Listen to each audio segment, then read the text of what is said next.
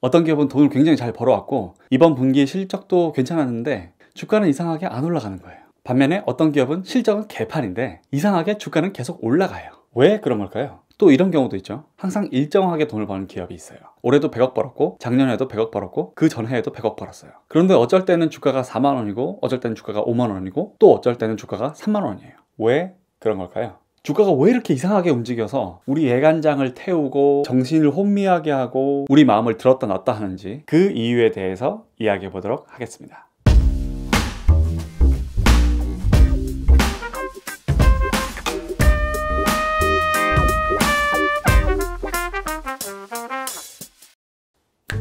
안녕하세요, 제이슨입니다. 자본주의 사회에서 자본가가 되기 위해서 오늘도 열심히 노력하는 꿈나무 여러분 반갑습니다. 오늘은 주가의 변화, 시세의 변화가 왜 생기는지에 대해서 이야기해 보도록 하겠습니다. 결론부터 말씀드릴게요. 주가를 움직이는 핵심 요소는 돈과 심리입니다. 너무 추상적이죠? 좀 더 자세하게 말씀드릴게요. 돈은 기업의 실적과 관련된 부분이에요. 기업이 돈을 잘 버냐 아니냐. 심리는 기업의 주식을 사고 파는 사람들에게 달려있는 부분이에요. 이 기업이 돈을 잘 벌 것 같냐 아닌 것 같냐. 돈은 과거에서 현재까지 기록된 숫자고 심리는 현재에서 미래까지를 보는 관점이에요. 그리고 주식의 가격 변화는 이 두 가지가 밀당을 하면서 만들어지는 거예요.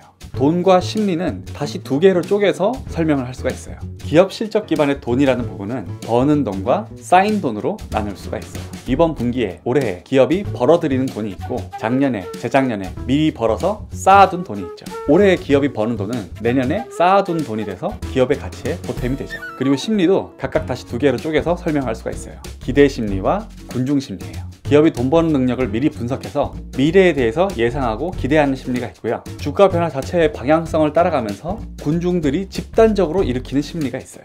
그림으로 설명드릴게요. 어떤 기업이 설립된 해부터 5년간의 변화를 그림으로 보여드릴게요.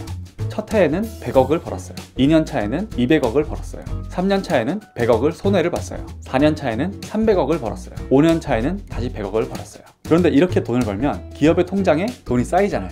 1년 차에 100억을 벌고 2년 차에 200억을 벌었어요. 그럼 3년 차에는 300억부터 시작을 하죠. 그런데 100억을 손해를 보면 쌓인 돈이 깎여서 다시 200억이 되죠. 그 다음 해부터는 200억으로 시작을 하게 되고 300억을 벌게 되면 그 다음 해에는 500억부터 시작을 하는 거죠. 기업의 주식이 아주 장기적으로 보면은 이렇게 우상향하는 이유도 적자가 나지 않는 한은 계속해서 쌓이는 돈이 늘어나기 때문이에요.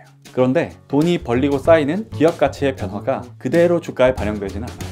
특정 주식을 사고 싶은 사람이 많아지면 그 주식의 인기가 높아지면서 가격이 올라가게 되고 사고 싶은 사람이 줄고 팔고 싶은 사람이 많아지면 그 주식의 인기가 낮아지면서 가격도 떨어지게 되죠. 최종적인 주식의 시세 변동은 이런 수요와 공급의 법칙에 따라서 결정돼요.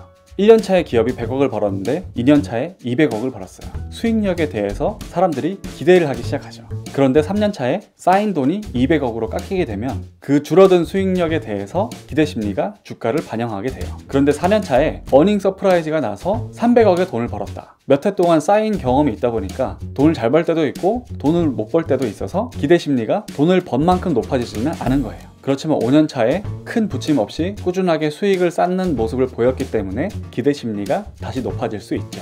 그런데 이렇게 기업에 대한 기대 심리가 변하면서 주식의 인기와 가격이 변하게 되면 변하는 가격 자체에 반응하는 군중 심리가 작용해요. 이 주식의 가격이 오르니까 앞으로도 계속해서 오르겠지? 이 주식의 가격이 떨어지니까 앞으로도 계속 떨어지겠지? 오르는 속도가 예사롭지가 않네? 앞으로 엄청나게 오르겠네? 뭐야, 가격이 폭락하네? 이거 빨리 탈출해야겠는데?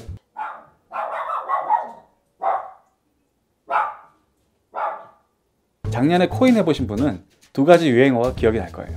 가즈아와 떡락이 있었죠. 이 두 가지 경박하고 자극적인 단어들은 시세의 변동이 경박하고 자극적이다 보니까 자연스럽게 만들어진 거예요.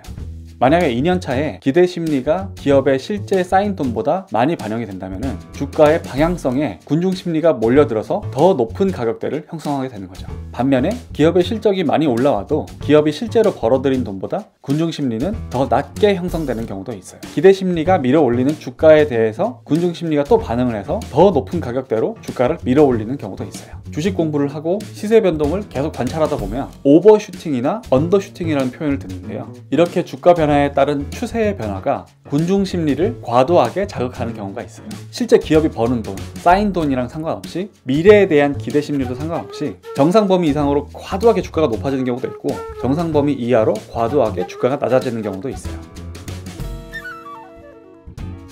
앞에서 설명드린 버는 돈, 쌓인 돈, 기대심리, 군중심리 이런 요소들이 동시다발적으로 작용하면서 이렇게 경박스럽게 움직이는 거예요. 결국 주식의 가격 변화를 통해서 시세 차익을 내는 최고의 방법은 정상 범위 이하로 주가가 내려간 상황을 노리고 정상 범위 이상으로 주가가 높아졌을 때 팔고 나오는 것이죠. 하지만 이런 정상 범위 너머의 영역은 카오스의 영역이에요. 오버슈팅과 언더슈팅, 가즈아와 떡락의 영역은 상식 밖의 영역이에요. 우리가 상식의 영역 안에서 주식을 분석하면 주가가 장기적으로 따라갈 버는 돈과 쌓인 돈의 영역을 파악할 수 있어요. 이런 상식의 영역이 움직이는 과정을 잘 추적하시기 바랍니다. 그러다가 기대심리와 군중심리가 작용해서 주가가 상식의 영역을 벗어나게 되면 남들이 안 살 때 사거나 남들이 안 팔 때 팔아서 남다른 수익을 낼 수가 있는 거죠. 제가 준비한 내용은 여기까지고요. 저는 다음 시간에 뵙겠습니다.